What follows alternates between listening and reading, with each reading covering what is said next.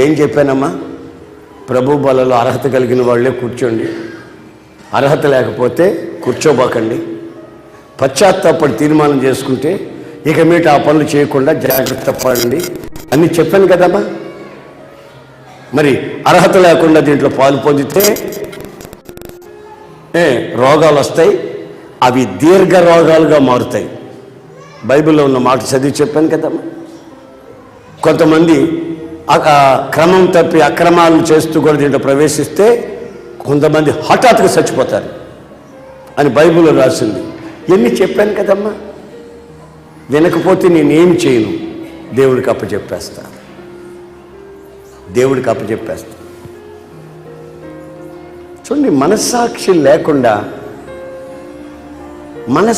లేకుండా చచ్చిన మనస్సాక్షి, కుళ్ళిన మనస్సాక్షితో కొంతమంది ప్రవర్తించే ఆ ప్రవర్తన పరిశుద్ధాత్ముడు గుర్తించి ఈ రోజున ఈ హెచ్చరికను మీకు ఇస్తున్నాడు.